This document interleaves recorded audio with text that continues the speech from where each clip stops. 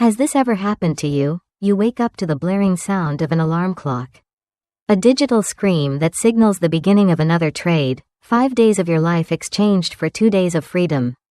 You drag yourself out of bed, pour coffee into a travel mug, and sit in traffic, surrounded by thousands of other souls trapped in metal boxes, all heading to a glass tower where they will spend the best hours of their sunlight building someone else's dream.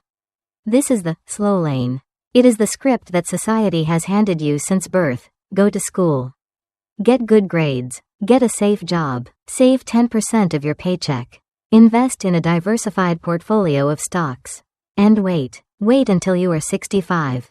Wait until your hair is gray and your joints are stiff. Wait until the best years of your life are a fading memory. Then, and only then, are you allowed to be rich. This is the Get Rich Slow scheme. And MJ DeMarco, the protagonist of our explosive narrative, realized early on that Get Rich Slow is actually Get Rich Old. The Millionaire Fastlane is not a book, it is a declaration of war against this mediocrity. It begins with a young MJ, a dreamer suffocating in the suburbs of Chicago, sweeping floors and feeling the crushing weight of a life that was slipping away 1 hourly wage at a time. He was a slowlaner in training, but his soul was screaming for an exit. The narrative takes us to a freezing winter day in Chicago. MJ is a teenager, disillusioned and depressed. He is standing in a parking lot, the wind cutting through his jacket. When he sees it, it is a Lamborghini Countach. It is low, wide, and aggressive, a spaceship among sedans. It defies the gray reality of the parking lot. For MJ, this car was a portal to another dimension. He had been conditioned to believe that people who drove cars like that were either celebrities, athletes, or heirs to massive fortunes. They were the lucky few. But when the driver stepped out, he wasn't an NBA star or a rock god. He was a young man, barely in his 20s, wearing jeans and a t-shirt. MJ, possessed by a desperate curiosity, mustered the courage to ask the question that would change the trajectory of his life. What do you do for a living? The young man smiled, unlocking the door to the impossible, and replied, I'm an inventor. That single sentence shattered the slow lane script. An inventor, not a lottery winner, not a trust fund baby, a creator. In that moment, the fast lane was revealed. It wasn't about luck, it was about a process. The narrative follows MJ as he becomes obsessed. He devours books on finance, biographies of tycoons, and treatises on economics. He realizes that the advice given by the financial gurus, the save $50 a month and you'll be a millionaire in 40 years crowd, was a lie. These gurus weren't getting rich by saving coupons, they were getting rich by selling millions of books about saving coupons. They were fastlaners masquerading as slowlaners. They were selling shovels to the gold diggers while telling the diggers that the gold was in the digging itself. MJ decided he would not dig. He would build the shovel factory. But the road to the fast lane is not paved with gold, it is paved with failure. The story descends into the sidewalk. Before one can understand the fast lane, one must understand the sidewalker. MJ describes the sidewalk as the path of least resistance. The sidewalker's financial plan is simple: spend everything. They are the consumers of the world. They buy the latest iPhone, the designer clothes, and the financed cars to signal status they do not possess. Their formula for wealth is wealth equals income plus debt. They are one paycheck away from disaster. The sidewalker believes that wealth is an event, a lottery win, a lawsuit settlement, a casino jackpot. They are waiting for a miracle. The narrative paints a grim picture of this existence.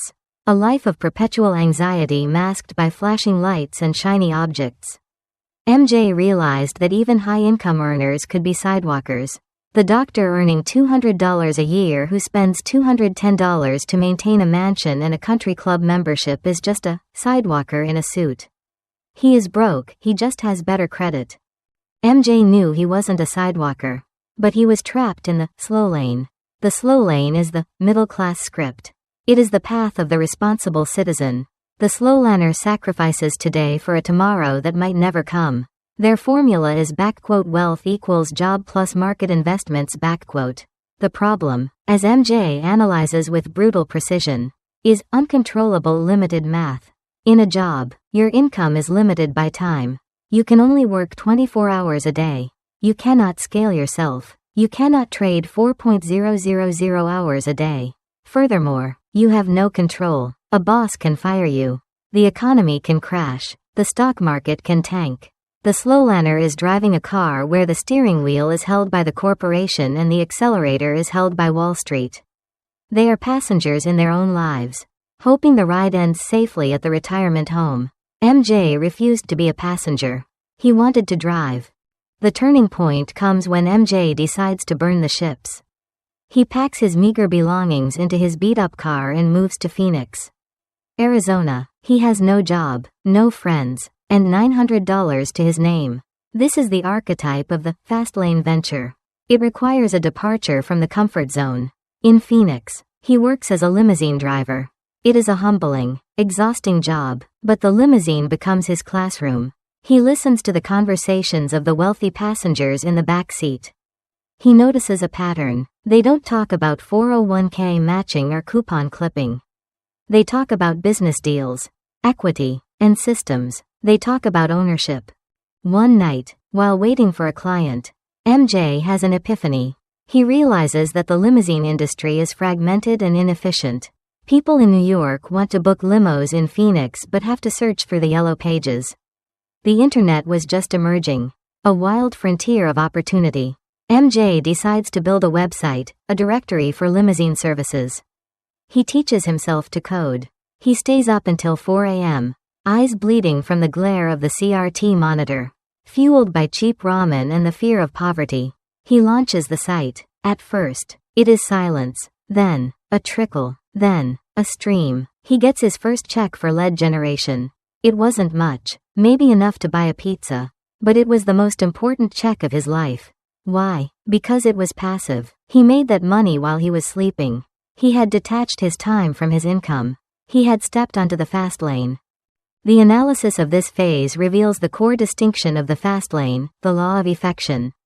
MJ argues that to make millions, you must affect millions. In the slow lane, you affect a few people, your boss, your coworkers, maybe a few clients. Your value is intrinsic to your presence. In the fast lane, your value is extrinsic. You build a system that touches thousands or millions of lives. The limousine website didn't need MJ to drive the cars, it just needed him to maintain the server. The website worked 24 hours a day, 7 days a week, 365 days a year. It didn't call in sick. It didn't ask for a raise. It was an asset. This introduces the fastlane wealth equation. Wealth equals net profit plus asset value. Net profit asterisk is units sold x unit profit. In the slow lane, units sold is hours worked, which is capped. In the fast lane, units sold is products or services sold, which is theoretically unlimited. You can sell 1 million apps. You cannot work 1 million hours. Asset value asterisk is net profit x industry multiplier. This is the turbocharger. If a slowlaner saves $50, they have $50. If a fastlaner builds a business that generates $50 in profit, and the industry multiplier is 10x, they have created an asset worth $500. They can sell it and realize that wealth instantly. This is how the rich get rich fast. They build assets that the market values, and then they liquidate them. Back in the narrative, MJ's business starts to grow, but so does his complacency. He falls into the trap of the sidewalking business owner. He starts spending the money as fast as it comes in. He buys a Corvette. He moves into a nicer apartment. He stops innovating. He ignores customer complaints. And then, the market punches him in the face. The dot-com bubble bursts. Competitors arise. His income plummets. He is forced to sell the business for a fraction of its potential value, pennies on the dollar, just to survive. He is back to square one. This failure is critical. It teaches the lesson that a fastlane vehicle needs a fastlane driver. You cannot drive a Ferrari with a sidewalker mindset, you will crash. Depressed but not defeated, MJ reclaims his creation. He buys his own company back a year later when the new owners run it into the ground. But this time, he returns with a vengeance. He stops playing the victim. He stops blaming the economy. He implements the sense, framework, control, entry, need, time, scale, before he even names it. He focuses on control. He refuses to rely on third-party ad networks and builds his own revenue model. He focuses on need. He listens to what the limo companies are screaming for and builds features to solve their specific pain points. He focuses on scale. He expands the directory nationwide. Then worldwide. The work is grueling. The myth of the 4-hour workweek is debunked here, at least in the building phase. The fast lane is not about laziness, it is about front-loading the effort. MJ works 12, 14, 16 hours a day. He sacrifices his social life. He sacrifices his comfort. But he is not working in the business, he is working on the business. He is building the machine. And slowly, the machine starts to hum. The checks get bigger. $5 a month, $10 a month, $20 a month. Then came the day that defines the fast lane existence. MJ was sick, lying in bed with a high fever, unable to work for days.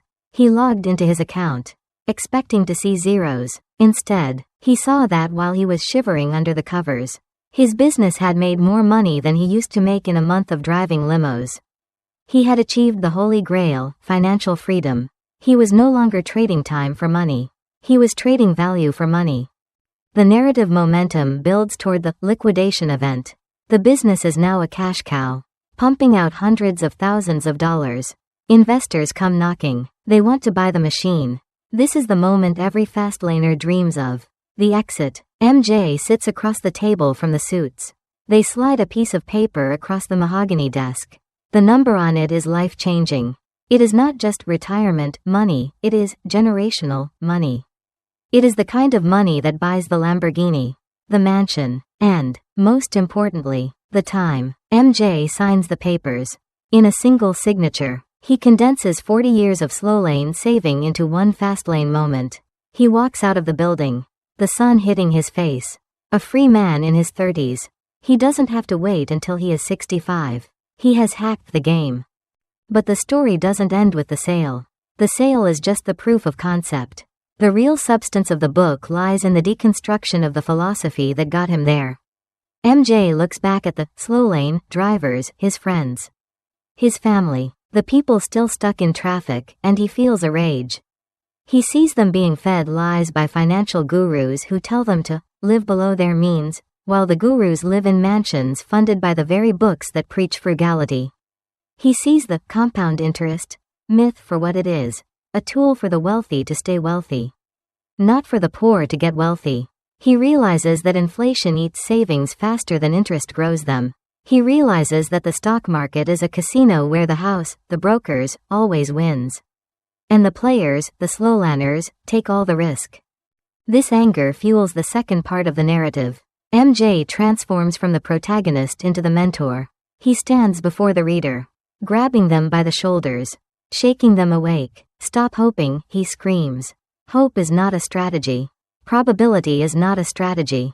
The slow lane is built on uncontrollable limited math. You are betting on a job you can lose, a market you can't control, and a lifespan you can't guarantee. The fast lane is built on controllable unlimited math. You control the product, you control the price, you control the marketing, and the market is unlimited. The analysis of the wealth concept is redefined. MJ introduces the trinity of wealth. It is not just money. 1. Family, relationships, What good is money if you are alone? 2. Fitness, health, What good is money if you are dead or dying? 3. Freedom, choice, This is the crown jewel. Freedom to live where you want, do what you want, and answer to no one. The slow lane sacrifices freedom, time, and often fitness, stress, and family over work, in the hope of getting money. The fast lane uses money to buy freedom, protect fitness, and nurture family. As we close the first chapter of this summary, we leave the young, successful MJ standing next to his Lamborghini, not as a symbol of vanity, but as a trophy of validation. He has proven that the guru path was a lie. He has proven that you don't need a degree from Wharton or a trust fund from Daddy. You need a shift in mindset. You need to switch from being a consumer to a producer. You need to stop buying the pizza and start selling the franchise. The engine of the fast lane is revving. The roadmap has been unfolded. But now, the real work begins. How does one actually find a fast lane idea? How does one distinguish a gold mine from a landmine? The next part of the journey dives into the sense framework. The 5 commandments that separate the true business empires from the glorified hobbies. The road ahead is dangerous, fast, and unforgiving, but for those who dare to merge, the destination is a life of limitless possibility. If a man builds a house on a foundation of sand, he should not be surprised when it collapses during the first storm. Yet millions of aspiring entrepreneurs build their financial futures on the quicksand of passion, trends, and easy money, only to watch their dreams vanish into the abyss of bankruptcy. The narrative of the millionaire fastlane now shifts from the awakening of MJ DeMarco to the construction of the fastlane vehicle. Having rejected the slow lane script of job plus 401k, MJ realized that simply owning a business is not enough. A business can be a job in disguise, a job where you work 80 hours a week for a lunatic boss, yourself, for less money than you made as an employee. To distinguish a fast-lane business from a job trap, MJ codified the *5 commandments of sense *, control, entry, need, time, and scale. These are not suggestions, they are the laws of physics in the universe of wealth. Violate one, and your speed is limited. Violate 2 or more, and you crash. The narrative dissects these commandments with the precision of a surgeon cutting out a tumor, revealing why 90% of small businesses fail within 5 years. The first law is the * commandment of need. This is the most violated law in the history of entrepreneurship. The world is filled with passionate bakers, aspiring artists, and life coaches who start businesses based on what they love, what they are good at, and what they want to do. They operate under the narcissistic delusion that the market cares about their desires. MJ stands before them like a ruthless judge and delivers the verdict: the market does not care about you. It does not care about your passion, your mortgage, your sick dog, or your desire to express yourself. The market is a selfish, cold-hearted beast that cares only about one thing: what's in it for me? The narrative introduces the archetype of the selfish producer. This producer does not start with, "I want to bake cupcakes." He starts with, "People are complaining that there are no gluten-free options in this neighborhood." He identifies a * need. He identifies a * pain. He identifies a * gap. MJ argues that money is like a jealous lover: if you ignore it and chase passion, it eludes you. But if you ignore passion and chase problems, money throws itself at you. The "follow your passion" advice is exposed as a dangerous platitude. Passion does not pay bills, solving problems pays bills. If your passion solves a problem, e.g. you love coding and you build a tool that saves companies millions, you are lucky. But for most, passion is a hobby. The fastlane entrepreneur divorces their ego from their product. They become a servant to the market's needs. The second law is the * commandment of entry. This law states, as barrier to entry falls, competition rises. If anyone can start your business in a weekend with $100, it is not a fastlane business. The narrative takes us to a crowded seminar room filled with hopefuls signing up for a network marketing (MLM) scheme or a dropshipping course. The guru on stage tells them, "It's easy, no inventory, be your own boss." MJ looks at this room and sees a slaughterhouse. If it is easy, the road is crowded, and when the road is crowded, there is traffic, and in traffic, no one moves fast. The easy road is a crowded road. To succeed, you must do what others will not or cannot do. You must choose the road less traveled, which is usually paved with difficulty, complexity, and risk. The narrative uses the metaphor of the gold rush. During the California gold rush, the people who got rich were not the miners digging in the dirt, low barrier to entry. It was the shopkeepers selling shovels and pickaxes, high barrier to entry, control. The miner is gambling, the shopkeeper is capitalizing. MJ warns against businesses that are events, joining a program, buying a kit. A real business is a process. It requires learning to code, learning to manufacture, securing patents, or navigating regulations. The difficulty is the moat that protects your castle. If you are not solving a difficult problem, you are not building a valuable asset. The third law is the asterisk commandment of control. This is the most terrifying law because it exposes the fragility of modern digital entrepreneurship. MJ tells the story of the hitchhiker. Imagine a man who builds a mansion on land he does not own. He builds a massive audience on YouTube. He builds a thriving store on Amazon. He makes millions from Google AdSense. He feels rich. He feels secure. But he is a hitchhiker in someone else's car. One day, the driver, Google, Amazon, YouTube, decides to change the radio station. They change the algorithm. They ban the account. They launch a competing product, Amazon Basics. In an instant, the hitchhiker is thrown out of the moving car. His income drops to zero overnight. The fastlane entrepreneur demands asterisk control. They must own the platform. They must own the customer list. They must own the brand. They must own the distribution. MJ recounts his own experience with his limousine directory. He didn't just list limos on someone else's site, he owned the site. He controlled the pricing. He controlled the terms. If you are an Uber driver, you are violating the commandment of control. You are a passenger in Uber's business model.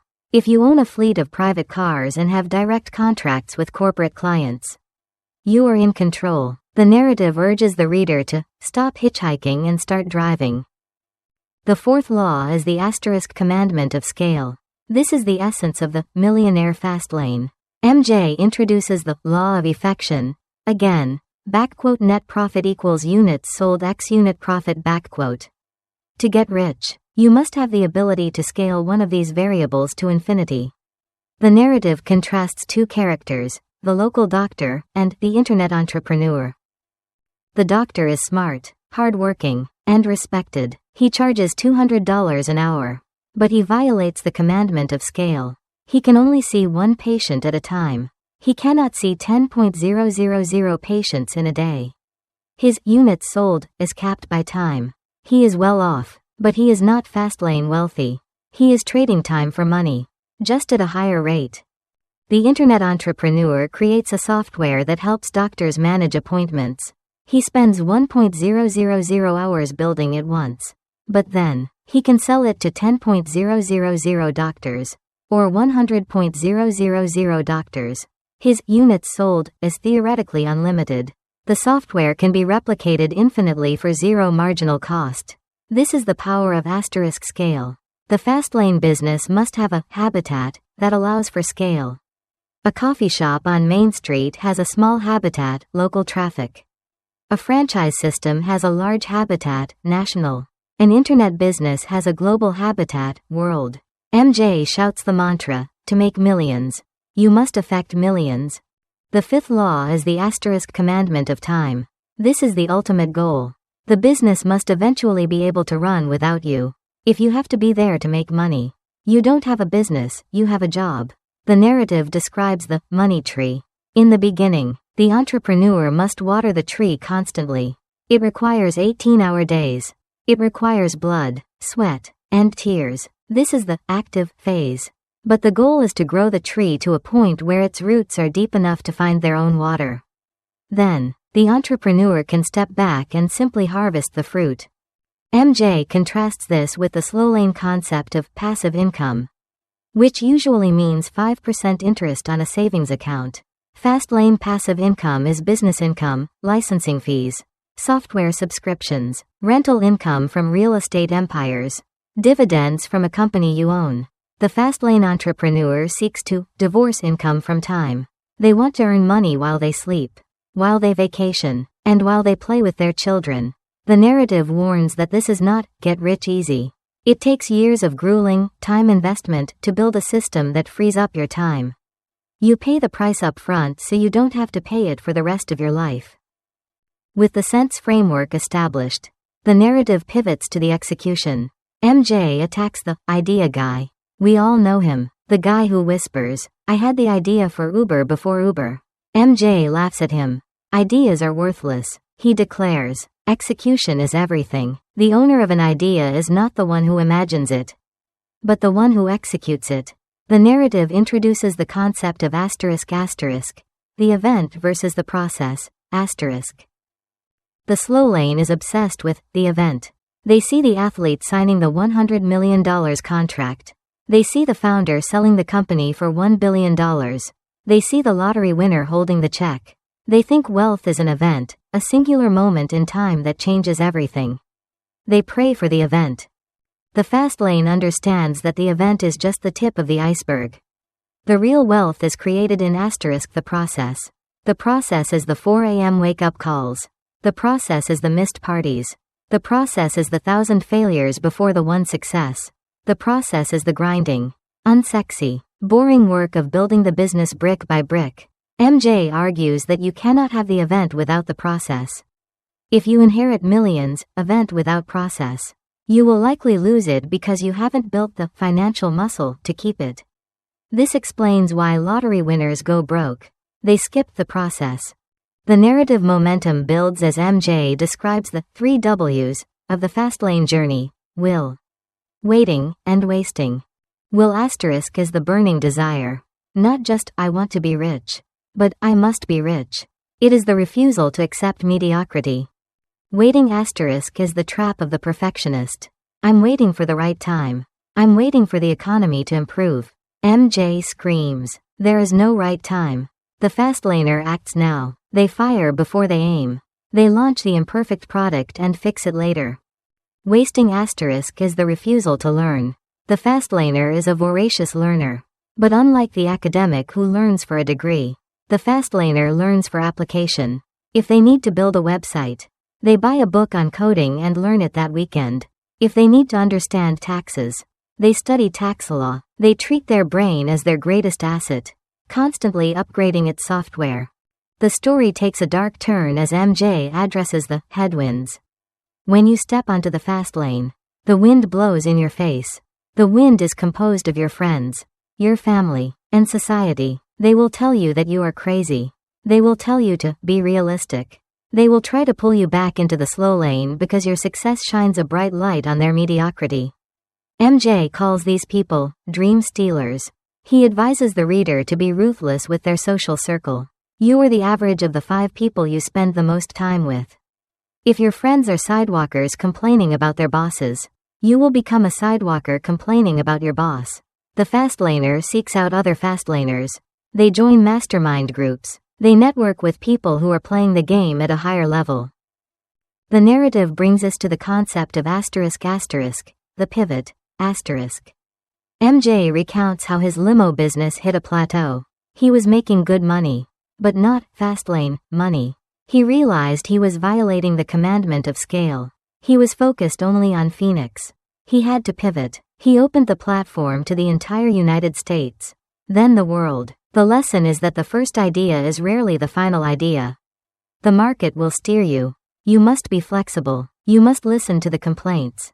MJ famously says, a complaint is a gift. A complaint is a map to a gold mine. If someone says, I wish this software did X, they are telling you exactly how to make money. The slowlaner hears a complaint and gets defensive. The fastlaner hears a complaint and sees an opportunity. As part 2 draws to a close, the aspiring fastlaner has the roadmap, sense, the mindset, producer versus consumer, and the strategy, process versus event. But the vehicle is still in the garage. The engine is idling. The final and most dangerous part of the journey remains, the drive, asterisk. How do you actually steer this vehicle at 200 miles per hour without crashing? How do you handle the inevitable failures? How do you manage the money once it starts pouring in so you don't slide back to the sidewalk? And crucially, how do you define the finish line? Is it a number in a bank account? Or is it something more profound? The story prepares to shift gears into the tactical realities of wealth preservation and the ultimate philosophy of a life lived without speed limits. Today, more than ever, we are paralyzed by the illusion of the perfect plan. We believe that before we can step onto the fast lane, we need a 50-page business plan, a team of consultants, and the blessing of a venture capitalist. But MJ DeMarco, in the final and most tactical movement of his manifesto, shatters this paralysis with the doctrine of execution.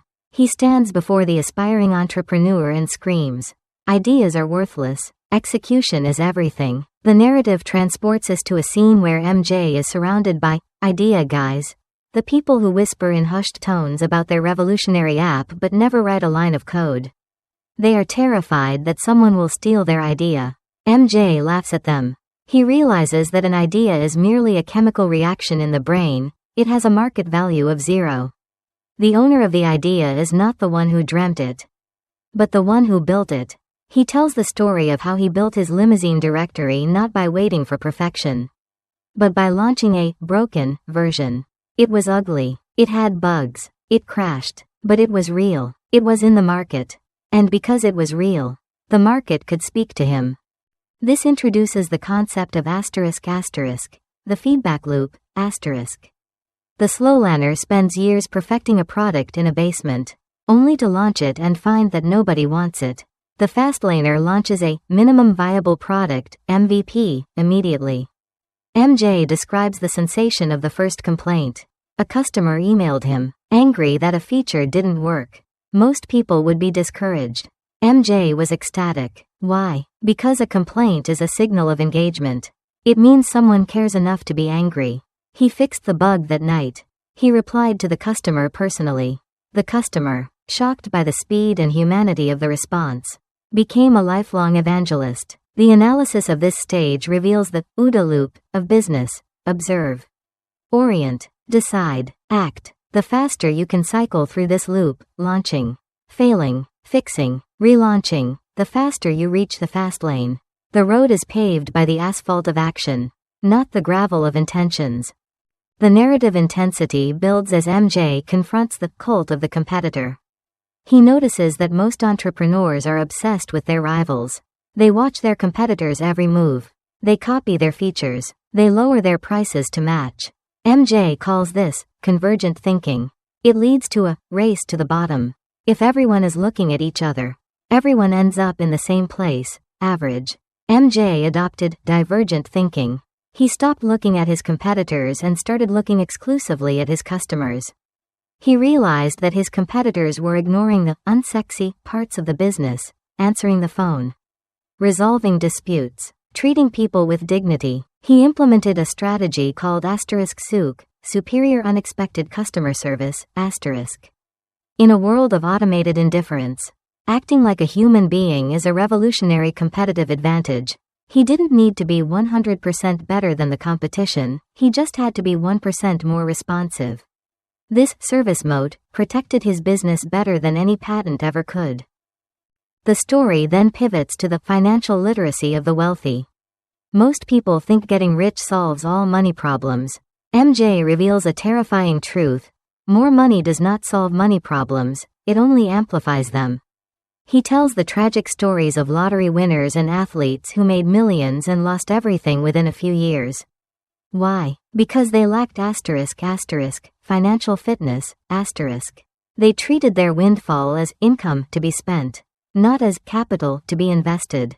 MJ introduces the concept of the pot of gold, Once you have your liquidation event, you sell your company for $5 million or $10 million, the game changes completely.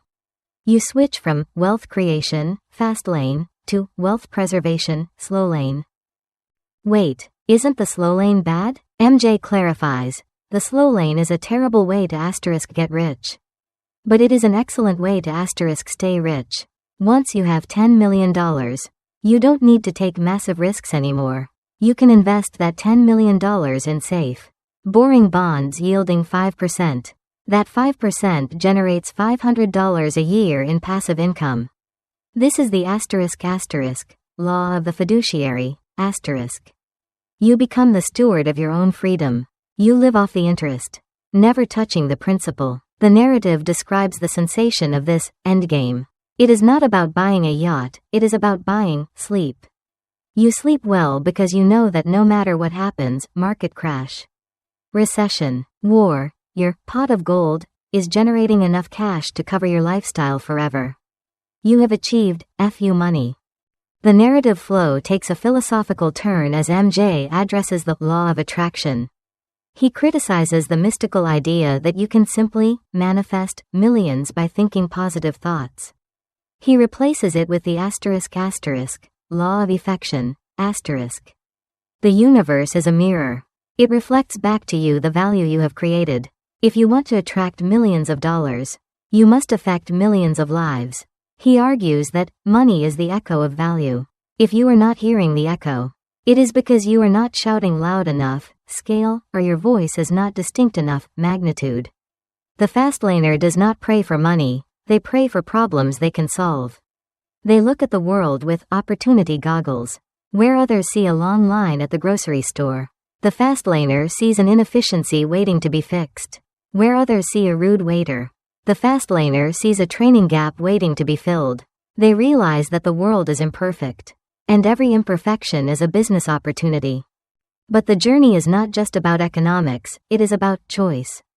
MJ confronts the reader with the steering wheel of life, He argues that poverty is not a circumstance, it is a series of choices. You choose to watch TV instead of learning to code. You choose to buy a car on credit instead of investing in your business. You choose to hang out with losers instead of mentors. He introduces the concept of weighted average decision matrix, WADM, This is a tool for making big life decisions. Instead of trusting your gut, you list your factors, weight them by importance, and calculate the score. This removes emotion from the equation. MJ used this to decide to move to Phoenix. He calculated that the pain of staying in Chicago outweighed the fear of moving.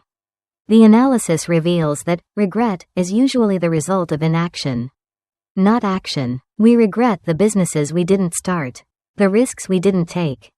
The story intensifies as MJ describes the social isolation of the fast lane. When you start driving at 200 miles per hour, you leave people behind. Your old friends will not understand why you are working on a Saturday night.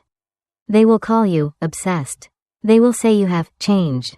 And they are right. You have changed. You have mutated from a consumer into a producer. MJ advises the reader to accept this loneliness as the price of admission. He compares the fast lane to a desert crossing. You must walk through the desert of obscurity, ridicule, and hard work to reach the oasis of wealth. Most people turn back because they crave the company of the slow lane caravan. But the fastlaner walks alone, guided only by the compass of their vision. The climax of the narrative arrives with the final definition of retirement, For the slowlaner, retirement is the cessation of life. It is sitting on a porch, waiting to die. For the fastlaner, retirement is the beginning of life. It is the freedom to do whatever you want, whenever you want. MJ describes his life after the exit. He travels, he writes, he races cars, but he also works. Why? Because he loves it. He realized that the goal was never to stop working, the goal was to stop doing work he hated.